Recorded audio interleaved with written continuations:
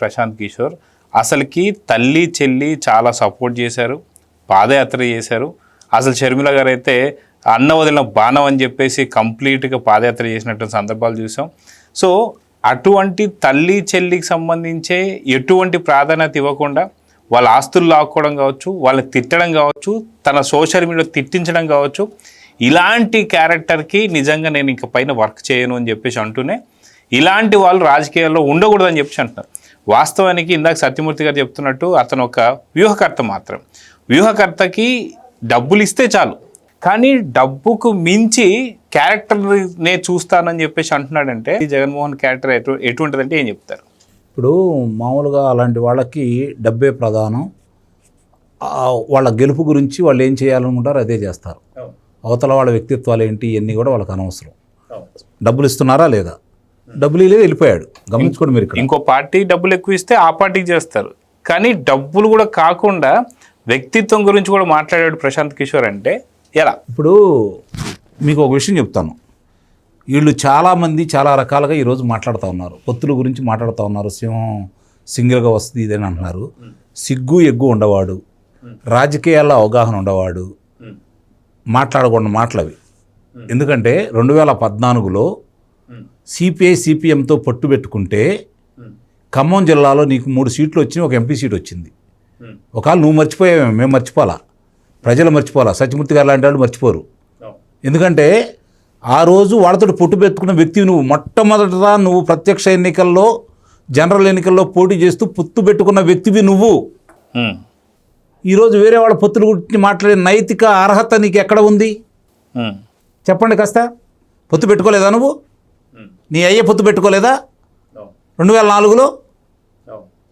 ఇవన్నీ ప్రజలు మర్చిపోయారా? ప్రజలకి ఏమి తెలియదు అనుకుంటున్నారా? రెండోది, వీళ్ళు దీని గురించి మాట్లాడుతున్నారు. ఇప్పుడు పద్దాకులు దీని గురించే మాట్లాడుతూ ఉన్నారు కదా, పొత్తులని అయ్యని ఇవన్నీ రకరకాలుగా మాట్లాడుతున్నారు కదా. దీనికి సంబంధించినంతవరకు చూసుకున్నా కూడా ఎక్కడైనా ఏ రోజైనా సరే ఈ రోజు వరకు ఆ రోజు మేము ఇలా పొత్తు పెట్టుకుని వెళ్ళామని చెప్పి ఎక్కడన్నా మాట్లాడా? మరి దాన్ని ఏమంటారు? ఆ రోజు ఇది అయిపోయిన తర్వాత సత్యమూర్తి గారు వాళ్ళని టీఆర్ఎస్ పార్టీలో తీసుకుంటే కనీసం మా వాళ్ళని ఎలా తీసుకుంటున్నారు, మీకు ధర్మమా అని చెప్పి న్యాయస్థానానికి ఏమైనా వెళ్ళాడా ఈయన? దాని గురించి ఏమైనా క్వశ్చన్ చేశాడా, మాట్లాడా? ఇతను ఈరోజు మాట్లాడేది పొత్తులు ఎత్తులు అనేది రాజకీయంలో వ్యూహంలో ఒక భాగం. పరిస్థితులను బట్టి అవసరాలను బట్టి అధికారం కోసం మారుతూ ఉన్నారు. ఒకనాడు సిద్ధాంతాలు వేరు. అంటే ఇప్పుడు సింగిల్గా ఉండి నిజంగా ఇప్పుడు సీఎం పదవి తీసుకోకపోతే మనం సింగిల్గా అనుకోవచ్చు సార్. పశ్చిమ బెంగాల్లో దీది పోటీ చేసింది. ఎన్ని స్థానాలు వచ్చినాయి? గౌరవప్రదమైన స్థానాలు వచ్చినాయి. ఇప్పుడు పక్కన ఉన్నటువంటి తమిళనాడు అన్నా డిఎంకే ఇద్దరు కలిసి విడివిడిగా పోటీ చేశారు. వాళ్ళకి గౌరవప్రదమైన స్థానాలు వచ్చినాయి. క్రేజీ వాళ్ళకి గౌరవప్రద స్థానాలు వచ్చినాయి. మరి నీకు 11 ఎందుకు వచ్చినాయి? ప్రతిపక్ష హోదా ఏది? అంటే ప్రజలకి ఇవన్నీ తెలియవు అనుకుంటున్నారా? కాబట్టి అతనేంటో అతని మనస్తత్వం ఏంటో ఇప్పుడు ఇందాక సత్యమూర్తి గారు మాట్లాడారు. అతనికి ఈడీ కేసులు ఎన్ని ఉండి 43,000 కోట్ల రూపాయలు అతనికి సంపాదించిన దాంట్లో ఉన్నాయని చెప్పి గుర్తించేసి 43,000 కోట్ల రూపాయలకు సంబంధించిన ఆస్తులు అన్నీ అటాచ్ చేశారు కదా. 1,000 కోట్ల రూపాయలు పెట్టి తాత పేరు మీదో తండ్రి పేరు మీదో చివరికి తన పేరు మీదో ఏదన్నా ఒక ట్రస్ట్ ఏర్పాటు చేశాడా? ఒక్క 1,000 కోట్ల రూపాయలు పెట్టి ఇక ఇతను ప్రజల గురించి మాట్లాడతాడా? తల్లి మీద కేసు వేసాడు సార్.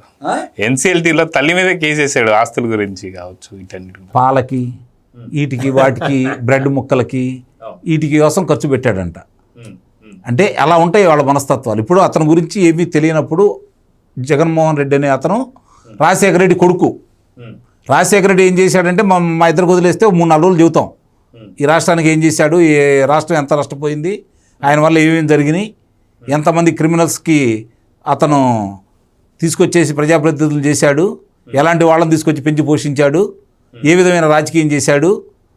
అతను మొట్టమొదటి నుంచి నిత్య అసమ్మతివాదిగా ఉంటూ అతను నేను ఉండాలని ఉరికిని కాపాడుకోవడం కోసం ఎప్పుడు ఈ రాయలసీమలో కోట్ల విజయభాస్కర్ రెడ్డి, మైసూరారెడ్డి ఇలాంటి వాళ్ళందరూ ఉండగా నా పేరు బయటికి రాదని చెప్పని ఏ విధమైన కార్యక్రమాలు చేసుకుంటూ వచ్చాడు, ఏ విధంగా పెద్దవాళ్ళ దృష్టిలో పడ్డాడు. మళ్ళీ పార్టీ బయటికి వెళ్లకుండా మళ్ళీ పార్టీకి బయటికి వెళ్ళే పని చేయడు, పార్టీ సస్పెండ్ చేసే పనులు చేయడు.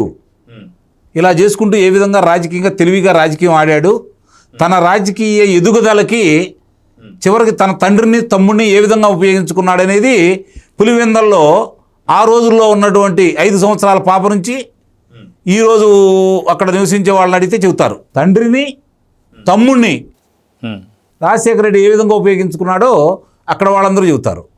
ఇప్పుడు బాబాయిని ఉపయోగించుకున్నాడు, తల్లిని ఉపయోగించుకున్నాడు, చెల్లిని ఉపయోగించుకున్నాడు. ఈరోజు వాళ్ళందరూ బాబాయ్ చనిపోతే తూనా బొడ్డుంబాలు నాకేం సంబంధం లేదు, నాకు అవినాష్ ముఖ్యం అంటున్నాడు. ఆయన మీద లేనిపోయినాయని చెప్తా ఉన్నారు. అలాంటి వ్యక్తి ఇందాక సత్యమూర్తి గారు ఒక మాట చెప్పాడు, నీ దగ్గరికి ఎవరు వస్తారు అని. అదే కదా వాస్తవం. నీతో పొత్తు కలవడానికి ఆ రోజు ప్రశాంత్ కిషోర్ చెప్పాడు, ఏది నంద్యాల ఉప ఎన్నికల తర్వాత పొత్తు కలుపుకోవాలనుకుంటే మొన్న 2024 ఎలక్షన్కు ముందు మళ్ళీ పవన్ కళ్యాణ్ తోటి పొత్తుల కోసం సంప్రదించాడు అని చెప్పని ఒక మాజీ మంత్రి స్వయంగా చెప్పాడు కదా ఈ మధ్య కాలంలోనే.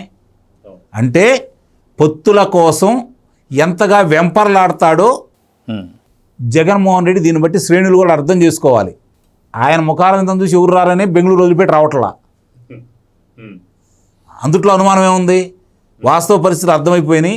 ఆయన ఎంత పోటుగాడో, ఎంత సింహమో, ఆయన ఎంత రాజకీయంగా లేదంటే పరిపాలనాధ్యక్షుడు ప్రజలందరూ గమనించారు. కాబట్టి నువ్వు ఇక రాజకీయానికి పనికిరావు, నువ్వు ఒక పార్టీ అధినేతగా ఉండడానికి అర్హుడు కావు అని చెప్పిన ప్రజలు 164 స్థానాలు ఈ కూటమికి ఇచ్చారు. ఇంకా దాని గురించి మాట్లాడుకుంటూ పక్క రాష్ట్రంలో నా బొమ్మ చూసి గెలిచారంటే ఈ బొమ్మ చూసి ఇక్కడ ఎందుకు ఓడిచ్చారు? 11 స్థానాలకు ఎందుకు పరిమితం అయిపోయావు? ఇది చెప్పాలి కదా. పక్కాళ్ళ గురించి చెబుతావు ఎందుకు? పాని ఎక్కడన్నా చెప్పాడా అతను? ఏ రోజన్నా చెప్పాడా నాకు మిత్రుడని కానీ ఆయనలాగా నేను చేస్తానని కానీ? అంటే యాక్చువల్ విజయ్ కదా సార్ చెప్పుకోవాల్సింది. అదే నేను చెబుతుంది, విజయ్ గురించి చెబుతుంది. ఆయన ఏమైనా మాట్లాడా? ఇంకా విమర్శించాడు. ధైర్యంగా ఏది చేసినా సరే ధైర్యంగా దమ్ముగా వెళ్ళి మాట్లాడుకోవాలి. చంద్రబాబు నాయుడు గారు ఉన్నారు. పొత్తులో భాగంగా తమిళనాడు వెళ్ళి మాట్లాడాడు, పొత్తులో భాగంగా ఢిల్లీ వెళ్ళి మాట్లాడాడు, పొత్తులో భాగంగా ఇంకో రాష్ట్రం వెళ్ళి మాట్లాడాడు. నువ్వు ఎప్పుడన్నా బహిరంగంగా వెళ్ళి మాట్లాడావా ఎక్కడన్నా? అంతా లోపాయికారే కదా. పక్కనున్న నీ గురువు కూడా దగ్గర కలవడానికి కూడా లోపాయికారిగా కలవటమే కదా. అన్ని అక్రమ సంబంధాలే.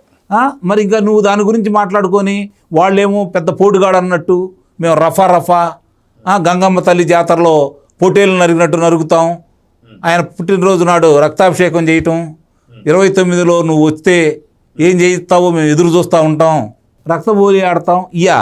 పక్కనే మన ఏప్రిల్ 20వ తారీఖు నాడు చంద్రబాబు నాయుడు గారు పుట్టినరోజు. అభిమానులు ఏం చేశారు? రక్తం ఇచ్చారు, పళ్ళు పంచారు, ప్రశాంతంగా చేశారు, అన్నదానాలు చేశారు, ప్రశాంతంగా చేసుకున్నారు. అన్న క్యాంటీన్లో దాదాపు 76 లక్షల రూపాయలు భువనేశ్వరరావు గారు కూడా ఇచ్చారు ఆ రోజు, మొత్తం ఫ్రీ. చెబుతున్నా, ఒక రోజుకి ఇవ్వటం కూడా జరిగింది. ఇట్లా వీళ్ళేమో ఇది చేస్తున్నారు, అతనే చేస్తున్నాడు. ప్రజలు ఇవన్నీ గమనిస్తారు, గమనించకుండా అయితే ఉండరు. వాళ్ళు ముఖ్యంగా మిగిలిన రాష్ట్ర ప్రజలందరూ వేరు, తెలుగు వాళ్ళలో కూడా ఆంధ్ర రాష్ట్ర ప్రజలు వేరు. ఇది మర్చిపోతే వాళ్ళ నిర్లక్ష్యం చేసిన వాళ్ళందరూ కాలగర్భంలో ఎలా కలిసిపోయారో చూసాం. 100 సంవత్సరాల పైన చరిత్ర ఉన్నటువంటి కాంగ్రెస్ పార్టీ పరిస్థితి ఈరోజు ఆంధ్ర రాష్ట్రంలో ధరావత్తు తెచ్చుకోవడానికి వాళ్ళకి 3 ఎన్నికలు పట్టినాయి. ధరావత్తు కూడా తెచ్చుకోలేకపోతున్నారు వాళ్ళు. ఎందుకంటే వాళ్ళు చేసినటువంటి పనిని ప్రజలు మర్చిపోరు. జగన్మోహన్ రెడ్డిని కూడా ఇంకా 30-40 సంవత్సరాలు మర్చిపోరు. మీకు పక్కన ఉన్న బీహార్ని చూడండి, లల్లూ ప్రసాద్ యాదవ్ని ఈ రోజుకు మర్చిపోవట్లేదు జనాలు. అంతకంటే ఘోరాది ఘోరంగా చేసావు నువ్వు, నిన్ను ఎలా మర్చిపోతారు ప్రజలు? కాబట్టి నా ఉద్దేశం ప్రకారం అయితే జగన్మోహన్ రెడ్డి ఇలానే ఉండాలి, ఇలానే మాట్లాడాలి, ఇలాంటి ప్రెస్ మీట్లే పెట్టాలి, ఈ విధంగానే ఉండాలనేది నేను మనస్ఫూర్తి కోరుకోండి. ఎందుకంటే అతనిలో మార్పు వచ్చింది అంటే రాక్షసుడు లోనుండి పైన మునివేషం వేసుకున్నట్లా అనిపించింది నాకు. అతను రాక్షసుడిగానే ఉండాలా. అప్పుడే చిన్నపిల్లలు, వృద్ధులు భయపడిపోయి దూరంగా ఉంటారు. మామూలుగా ఉన్నాడు జాగ్రత్తగా ఉంటారు, లేదనుకో అమాయకంగా వెళ్ళిపోయి బలైపోతూ ఉంటారు. పులినోట్లో తల దూసినట్టే కదా. కాబట్టి జగన్మోహన్ రెడ్డిని మర్చిపోండి, రోజు అతను మీరు గుర్తు చేసుకోవద్దు. మీకు చేతనైతే, మీకు ధైర్యం ఉంటే అతను చేసినటువంటి అవినీతికి, అక్రమాలకి, దోపిడీలకి, దొంగతనాలకి న్యాయస్థానంలో నిరూపించి శిక్షలు వేయించమని యావత్ ఆంధ్ర రాష్ట్ర ప్రజానీకం మొత్తం, ఈవెన్ జగన్మోహన్ రెడ్డి అభిమానులు కూడా సొంత తల్లి చెల్లి ఎదురు చూస్తూ ఉన్నారు. అది ఎప్పుడు సార్థకవుతుందో, ఎప్పుడు ఆ పని పూర్తవుతుందో మనం కూడా ఎదురు చూద్దాం, అందుకంటే మనం చేయగలిగింది ఏమి లేదు కాబట్టి, మన చేతిలో ఏమి లేదు కాబట్టి. Please subscribe to Leo News for more videos.